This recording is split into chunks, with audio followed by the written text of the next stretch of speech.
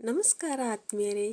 ಇವತ್ತು ನಾನು ಜೀವನದಲ್ಲಿ ಯಶಸ್ಸನ್ನು ಪಡಿಬೇಕಾದ್ರೆ ಯಾವ ರೀತಿಯಾಗಿ ಇರಬೇಕು, ನಾವು ಯಾವ ಒಂದು ಸೂತ್ರಗಳನ್ನು ಅನುಸರಿಸುವುದರಿಂದ ಜೀವನದಲ್ಲಿ ಯಶಸ್ಸನ್ನು ಕಾಣ್ಬೋದು ಅನ್ನೋದನ್ನು ತಿಳಿಸ್ತಾ ಇದ್ದೇನೆ.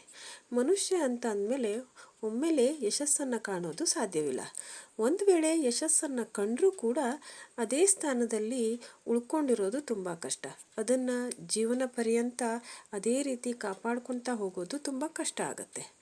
ಆದರೆ ನಾವು ಸುತ್ತಮುತ್ತಲನ್ನು ಗಮನಿಸಿದಾಗ ಎಷ್ಟೊಂದು ಜನರು ಯಶಸ್ಸಿನಲ್ಲೇ ಕೊನೆಯವರೆಗೂ ಇರ್ತಾರೆ.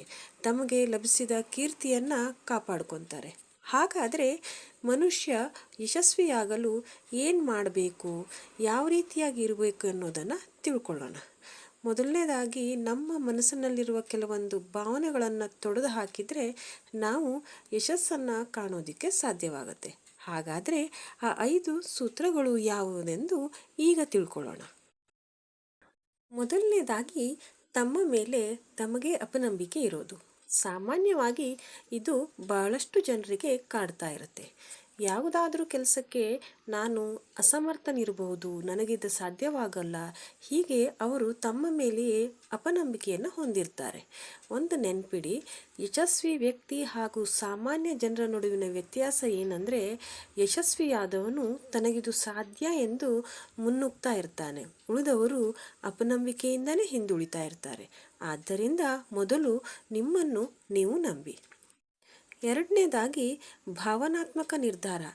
ಯಶಸ್ವಿಯಾಗಲು ನಮ್ಮ ನಿರ್ಧಾರಗಳು ಹೆಚ್ಚು ತಾರ್ಕಿಕವಾಗಿರಬೇಕು. ಅಂದರೆ ಕೇವಲ ಭಾವನೆಗಳ ಆಧಾರದಲ್ಲಿ ನಿರ್ಧಾರ ಕೈಗೊಳ್ಳುವುದಕ್ಕಿಂತ ಅಳೆದು ತೂಗಿ ನಿರ್ಧಾರ ಕೈಗೊಳ್ಳಬೇಕು.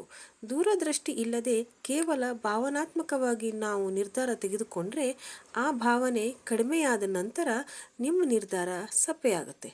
ಅಲ್ಲದೆ ನೀವು ನಿಮ್ಮ ನಿರ್ಧಾರದ ಕುರಿತು ನಂತರ ಪರಿತಪಿಸುವಂತಾಗುತ್ತೆ. ಆದ್ದರಿಂದ ಹೆಚ್ಚು ಪ್ರಾಕ್ಟಿಕಲ್ ಆಗಿ ನಿರ್ಧಾರವನ್ನು ಕೈಗೊಳ್ಳಿ. ಮೂರನೇದಾಗಿ ತಪ್ಪುಗಳ ಪುನರಾವರ್ತನೆ. ಯಶಸ್ವಿ ವ್ಯಕ್ತಿಯಾಗಲು ಮುಖ್ಯ ಗುಣವೆಂದರೆ ಅನುಭವದಿಂದ ಪಾಠ ಕಲಿಯೋದು. ಅಲ್ಲದೆ ಒಮ್ಮೆ ಆದ ತಪ್ಪುಗಳನ್ನು ಮತ್ತೊಮ್ಮೆ ಪುನರಾವರ್ತನೆ ಮಾಡಬಾರ್ದು. ಸಾಮಾನ್ಯವಾಗಿ ಒಂದು ಮಾತಿದೆ, ನೀವು ಹೊಸ ತಪ್ಪನ್ನು ಮಾಡಿ, ಆದರೆ ಹಳೆಯ ತಪ್ಪನ್ನು ಪುನರಾವರ್ತಿಸಬೇಡಿ. ಜೀವನದಲ್ಲಿ ಯಶಸ್ವಿಯಾಗಲು ಇದು ಬಹಳ ಮುಖ್ಯ. ಧೈರ್ಯದಿಂದ ಹೊಸ ಹೆಜ್ಜೆಯನ್ನಿಟ್ಟು ಸವಾಲುಗಳನ್ನು ಸ್ವೀಕರಿಸಿ. ತಪ್ಪುಗಳಾಗ್ತವೆ, ತಿದ್ದುಕೊಳ್ಳಿ, ಮುನ್ನುಗ್ಗಿ, ಆದರೆ ತಪ್ಪುಗಳನ್ನು ಪುನರಾವರ್ತಿಸಬೇಡಿ.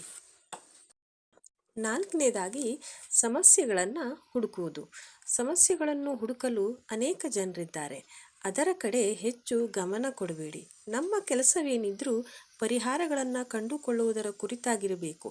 ಸಮಸ್ಯೆಗಳನ್ನು ದೊಡ್ಡದಾಗಿಸದೆ ಅವುಗಳಿಗೆ ಅಲ್ಲಲ್ಲೇ ಪರಿಹಾರ ಕಂಡುಕೊಳ್ಳುತ್ತಾ ಮುಂದೆ ಸಾಗಬೇಕು. ಇದು ಮನಸ್ಸನ್ನು ಧನಾತ್ಮಕವಾಗಿಡುವುದಲ್ಲದೆ ಯಶಸ್ಸಿಗೆ ಸಹಾಯವಾಗುತ್ತೆ. ಐದನೇದಾಗಿ ಕಲಿಯುವ ಅವಕಾಶಗಳನ್ನು ಬಿಟ್ಟುಕೊಡುವುದು.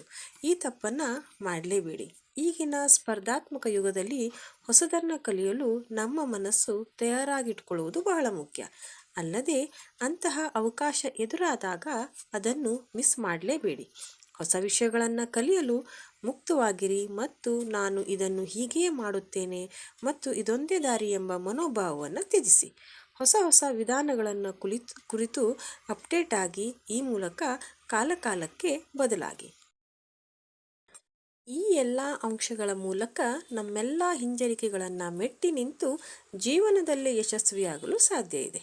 ಹಾಗಾದರೆ ಯಶಸ್ಸು ಎಂದರೆ ಏನು ಎಂಬ ಪ್ರಶ್ನೆಗೆ, ಹೌದು, ನಾವು ಯಾವ ಕೆಲಸವನ್ನು ಮಾಡ್ತಾ ಇದ್ದೇವೋ ಅದೇ ಕೆಲಸವನ್ನು ಮತ್ತಷ್ಟು ಅಚ್ಚುಕಟ್ಟಾಗಿ ಹಾಗೂ ನಮ್ಮಷ್ಟು ಚೆನ್ನಾಗಿ ಮತ್ತಾರೂ ಆ ಕೆಲಸ ಮಾಡೋದಿಲ್ಲ ಎಂಬ ಕಾರ್ಯದಲ್ಲಿ ಯಶಸ್ಸಲ್ಲಿ ತೊಡಗುವುದೇ ಯಶಸ್ವಿ ವ್ಯಕ್ತಿಗಳ ಲಕ್ಷಣ ಆಗಿರುತ್ತೆ.